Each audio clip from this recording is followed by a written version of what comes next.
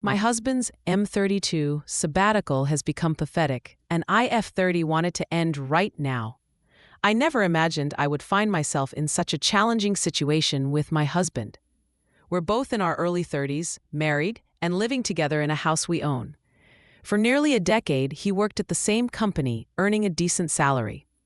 However, the last few years were tough for him due to a demanding boss. He often talked about quitting, and I was supportive, as long as he had another job lined up.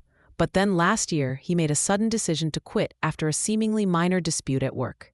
He referred to it as the straw that broke the camel's back. With no job lined up and no clear plan, he assured me he had savings to fall back on and wanted to take some time to recalibrate. I wanted to be the supportive partner, so I agreed. Fast forward to today, and it's been 8 months since he quit. During this time, he hasn't sent out a single job application or even updated his resume. Instead, he spends his days smoking weed and dabbling in various questionable work-from-home schemes that have yielded no income. Recently, he even decided to pursue a career as an Instagram influencer. Yes, you heard that right. While he has done some handy work around the house, the majority of his time is spent on social media, and I find myself covering most of our expenses. We used to split bills evenly, but now it feels more like 80-20 in my favor. When I tried to have a serious conversation about his future, he jokingly suggested that if I didn't like the situation, I could divorce him and pay him alimony. Then he broke down in tears, claiming he might be depressed. I felt terrible for him and offered my support, but I couldn't shake the feeling that he was using this as a way to deflect my concerns. As the months passed, my resentment grew. I began to wonder what I should do. Some friends suggested he should seek professional help for his mental health, but he was resistant. He had read a book that convinced him antidepressants were overprescribed, and when I suggested he see a doctor, he refused, insisting he would figure it out on his own. I started to feel like I was being taken advantage of. He wasn't always like this. He was responsible and hardworking before he quit. Now, he seemed more like a child than a partner. I thought about giving him specific tasks to help him get back on track, like applying for jobs or enrolling in further education, but that felt more like parenting than partnership. His obsession with Instagram became increasingly frustrating. He would get upset over losing followers and would sulk about it for days. I reached a breaking point and sought help for myself, trying to navigate this complicated relationship. Just days after my initial post seeking advice, I confronted him again. I told him he needed to make a doctor's appointment for his mental health or cut back on marijuana, or ideally, both. His reaction was unexpected. He became hostile, which was out of character for him. When I pressed him about his finances, he was evasive, refusing to share how much savings he had left or even if he had a balance on his credit card. I made it clear that the current arrangement wasn't working and that he needed to start contributing financially by March 1st. His response was to shut down completely. He wouldn't even look at me, tears in his eyes as I spoke.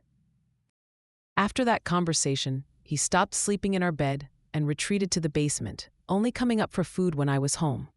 Now, I'm left wondering what the future holds for us.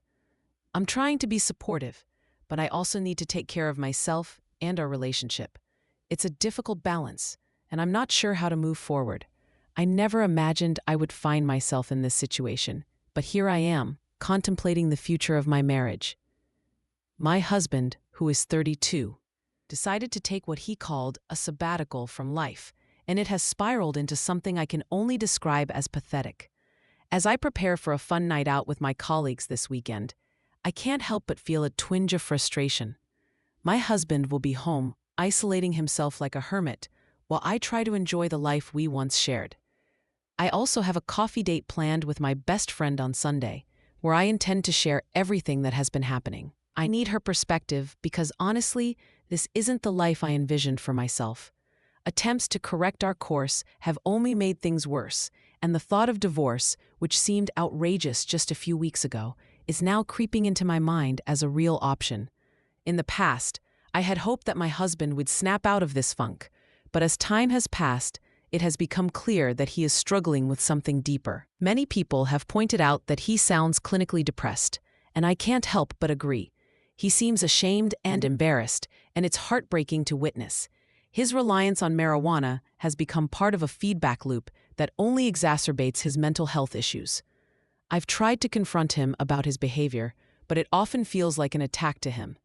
I understand that he may feel like a failure, especially when I bring up the responsibilities we used to share equally. Marriage isn't always about a perfect 50-50 split.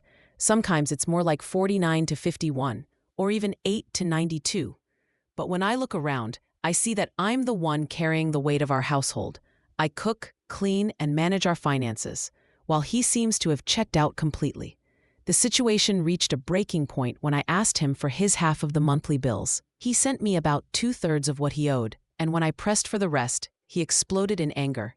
His response was to shout at me to leave him alone, and it was then that he brought up his depression again.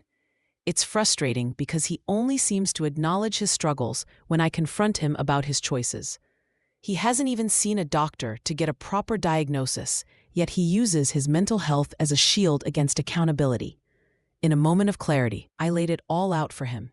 He needed to see a doctor and start taking steps to fix his life, or our marriage would be over. It felt harsh, but I believed it was necessary. He responded with a quip about me paying him alimony if we divorced, which was baffling since he voluntarily quit his job against my wishes.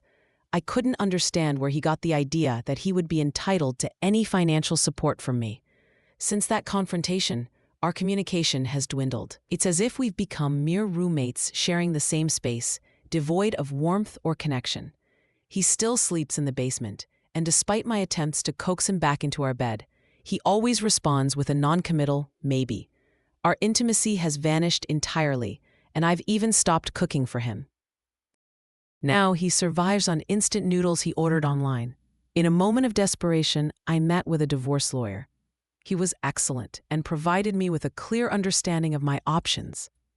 When I mentioned my husband's comments about alimony, the lawyer laughed and assured me that wouldn't be happening. My husband has no official diagnosis that would prevent him from working, and I felt a sense of relief knowing that I wouldn't be financially responsible for him. Despite everything, I still hold on to a shred of hope that my husband will make an effort to improve and repair our relationship. I pray every night for a miracle, wishing he would return to being the person I fell in love with. But if nothing changes, I plan to meet with my lawyer again soon and take the next steps toward filing for divorce. It's a difficult decision, but I know I deserve a life filled with joy and partnership, not one weighed down by despair. I never imagined that my husband's so-called sabbatical would spiral into such a challenging chapter of our lives. It all started when he decided to take a break from work, a decision that seemed innocent enough at first. However, as the months passed, it became clear that this break was more of a downward spiral into a cycle of depression. At first, I tried to be supportive. I encouraged him to seek help, to talk to someone about what he was going through. But as time went on, I noticed that he was becoming increasingly withdrawn. He resisted the idea of therapy, claiming he could read about cognitive behavioral therapy online. The thought of medication was even more daunting for him. He described antidepressants as brain warping. Despite my efforts, I felt like I was losing him. We had a brief period in April where things felt almost normal again. We talked more, shared meals, and even had a movie night that reignited a flicker of hope in my heart. But it didn't last. A minor disagreement sent us tumbling back into the darkness, and I found myself sitting in my car one evening, overwhelmed by dread. The thought of returning to a broken relationship felt unbearable. That night marked my breaking point. I realized I was done. When I shared my decision to end our marriage, we both cried. It was a heart-wrenching moment, but he didn't fight me on it. He understood. He moved into his parents' basement a few weeks later, and I was left to navigate my emotions alone. I still find myself in a rough place, grappling with the aftermath of our separation. I hope that with time I can heal and perhaps find love again. It's a painful journey, but I know it's necessary for both of us. As I reflect on this experience, I realize that while it's sad our marriage ended, it was perhaps the best outcome for both of us. He has his parents to look after him while he sorts through his challenges, and I finally have the space to focus on my own healing. Life has a way of guiding us down unexpected paths, And while this chapter has been difficult, I believe brighter days are ahead.